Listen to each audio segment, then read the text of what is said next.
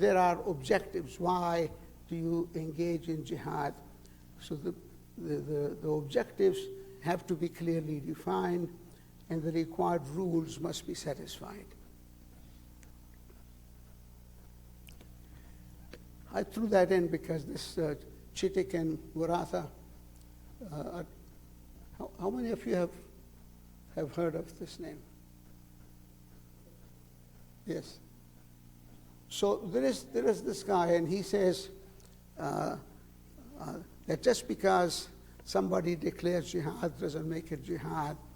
And he says even when the rulers declare it, the ulama generally don't sanction it.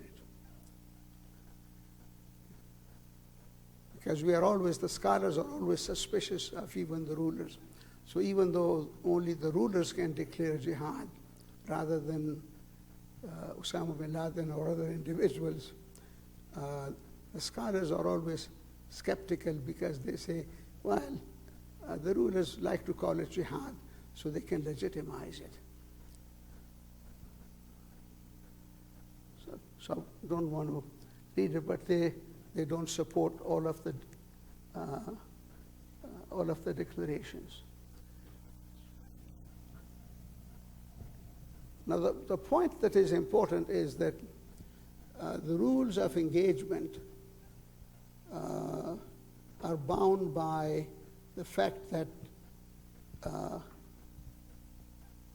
the war is not the beginning of anything. The war is the last resort. So you negotiate, you do all kinds of things, and the end result may be that there is no escape. But even then, the rules are that when the other side stops, you immediately stop.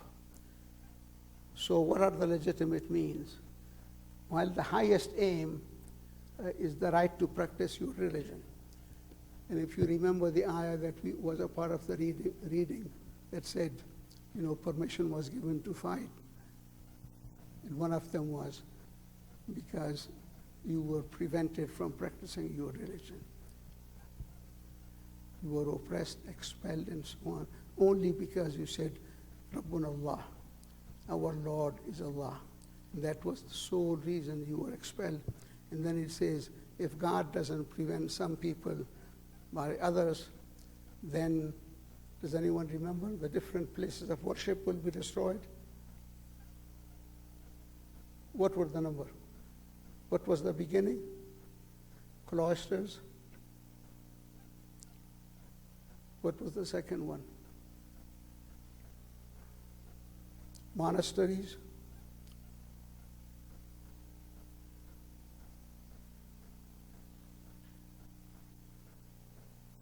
Don't remember.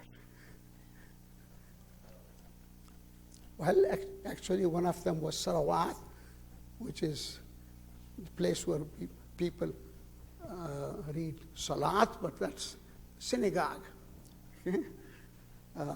And the Masajid. Okay?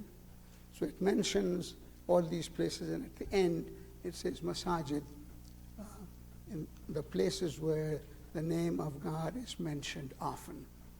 So if you don't stop these people who are dictating religion to you and expel you because you practice religion, if they are not stopped, they will destroy all these institutions of religion, places of religious practice.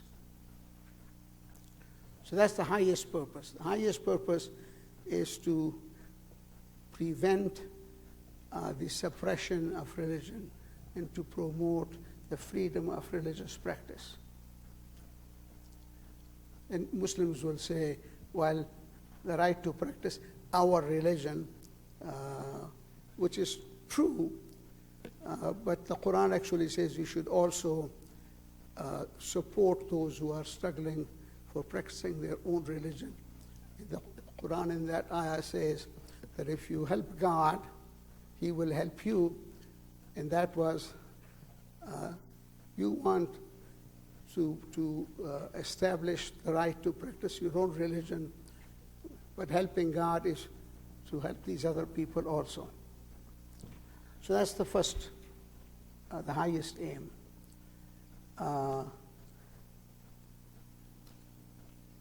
Only an executive authority can declare a jihad.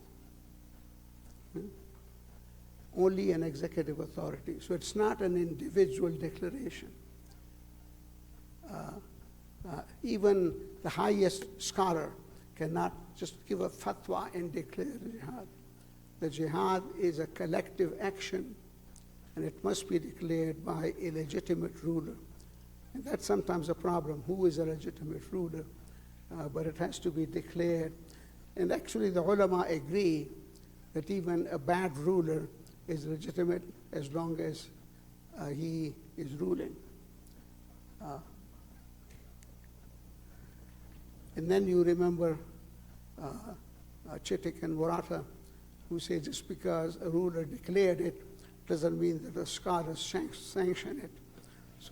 So just because it's declared doesn't make it jihad, but at least that's the requirement. And then it says, a war must be stopped when the opposing party stops. So you don't really initiate it, but when you get into it and the opposing party stops, you stop immediately. And all of this, by the way, is in the Quran. Or there is a truce, or the purpose, whatever the purpose was, is satisfied. Yes? Is there a definition of fighting? I mean, would sanctions be considered fighting, imposing sanctions? Well, actually, the ulama agree almost unanimously that an invasion must be resisted. And that will be considered the institution of jihad.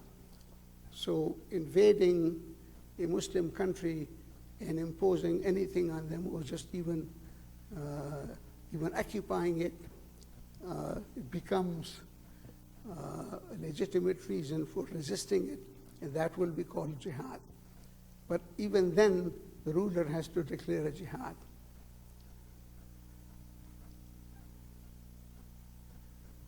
And there is no disagreement, and all ulama agree that occupation by the outsiders must be resisted, even to the extent that they say that if the country or the area being invaded, that the local people on whom it becomes a personal responsibility, fard ain, if they cannot defend it, it becomes the responsibility of the neighbors to come in and help them. Yes? So the highest aim is to protect the right to practice and make sure that none of the religious holy sites where you pray are destroyed. Wouldn't that legitimize what ISIS is doing as a result of Russia bombing Syria? Well, we'll come to that, but ISIS is a different situation, because the question is, how did ISIS come about? Are they a legitimate ruling system, and what ISIS really is? Okay? But I'll say a couple of words about that when we come. I think ISIS is a special case, and if we don't understand the nature of ISIS, we make it into a religious dialogue, and that's not what it is. ISIS came about because the rule that we encouraged to impose in Iraq removed all the Sunni leadership, including the military. And ISIS actually is successful not because a couple people with long beards, but all Saddam Hussein generals who are a part of this. Otherwise, they cannot fight at 4, 5, 6 different fronts. So ISIS is not a religious discussion, although people make it like it, and since they impose or use the word religion. Even if the highest aim is to protect the practice, unless someone is legitimate, they can't use that as a response? Well, but ISIS cannot use that argument because they started this thing in Iraq and Syria, and Muslims can practice their religion there. So that cannot possibly be their justification. The Russians started bombing more recently because now you end up having Syria involved. And the Russians have their interest to protect Saddam not Hafiz al-Assad, his son. What's his first name? Bashar. Bashar. Okay. Bashar al-Assad. Yes. Just a very quick question. On the third bullet point, it says only legitimate executive authority can declare war. Are you referring to religious executive authority? Well, no. Executive authority, which is always a civilian government. So then that's not referring to jihad then? Oh, yes. Oh, it is. Okay. It's the institution of jihad, but a fatwa will not be sufficient to declare a jihad. No religious fatwa is legitimate for declaring a jihad. It has to be done by an executive authority. So, I know this is a ridiculous example, but technically speaking, someone like Saddam Hussein could have declared a jihad. Well, actually, he could, although it would be illegitimate because people wouldn't consider him as a legitimate executive authority. But yeah, he could have. And then it would have been a question: is that a legitimate authority or not?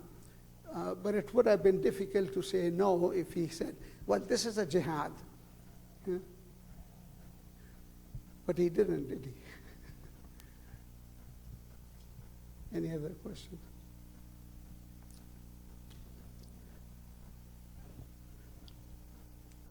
Okay. Now, this is an important point. It is prohibited to kill non-combatants, and I'll have a little more to say about that. A non-combatant is the one who is not engaged directly in fighting you. Okay? So the people who, put caveats on it and so on, while the ones who are supporting the war efforts are combatants, these are all Western concepts. Because the classical concepts are the combatants are the people who are fighting you face to face. They are present in the battlefield. You have to be able to see the person you are killing. Okay? Which leads to a different thing because I have taken a position that the modern warfare is completely illegitimate because you cannot use the rules of engagements in the Quran or by the Prophet ﷺ to engage in modern warfare. But that's a different issue. There is no consensus, but I consider modern warfare is totally illegitimate and should not and cannot be sanctioned by Islam. Because you are killing people that you don't even see, and you are killing them in large numbers. You don't even know who they are that you are killing. But the combatant is a person who is engaged in fighting you at the time. So in fact, in the classical definition, if someone is a part of the opposing military, but they are traveling from one place to another, while they are traveling, they are not combatants and you cannot kill them. Okay? So you can say, well, these are military people. Yeah, but they are not combatants at the time. These are all well-documented definitions. And I think I say that here. Okay, so clear who the combatants are. As in the old English was, don't shoot until you see the... Huh? The whites of their eyes. Yes. What color? What color of their eyes? White. Yeah, the white of their eyes.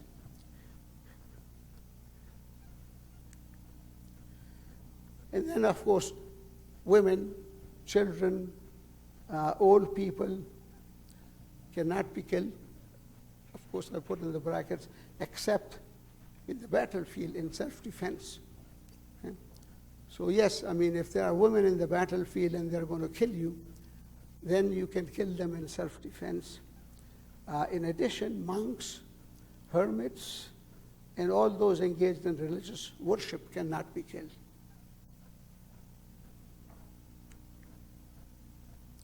So you can see, you don't go around killing religious minorities and call it jihad. Food crops, fruit trees, shade trees, private property cannot be destroyed or seized or appropriated. So the modern practice of, you go there and appropriate private property because we need it for military purpose. It will not be sanctioned by these rules. You can buy the stuff, but you don't appropriate it and seize it without compensation. You don't destroy the trees and other shade things, fruit trees and so on. So the practice of going there and destroying thousands of mangroves and trees and destroying crops that is practiced, let's say, by Israel will not be sanctioned.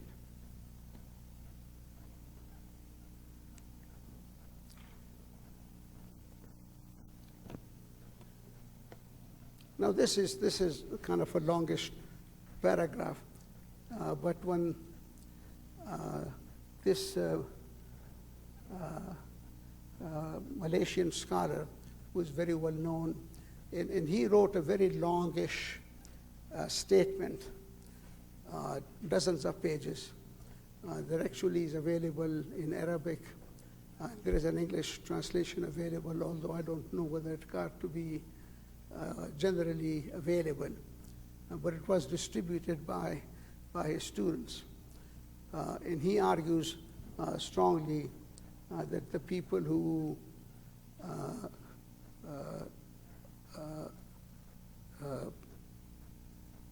are responsible for 9/11, that they engaged in illegitimate activity and that they killed non-combatants, which is explicitly not permitted.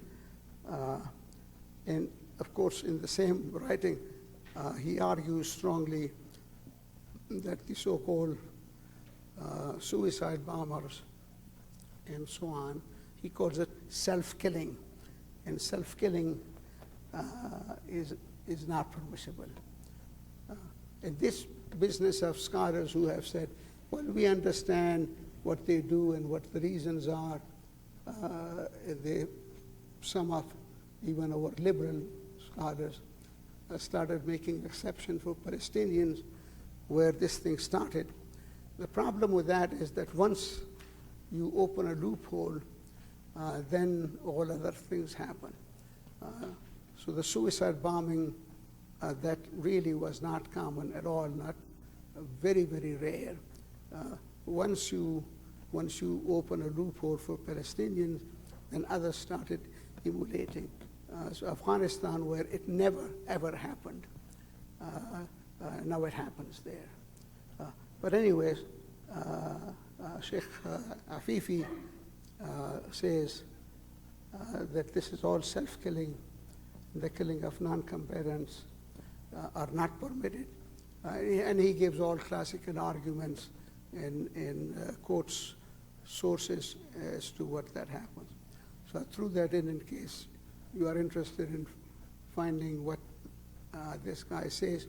And no one can question his scholarship, by the way.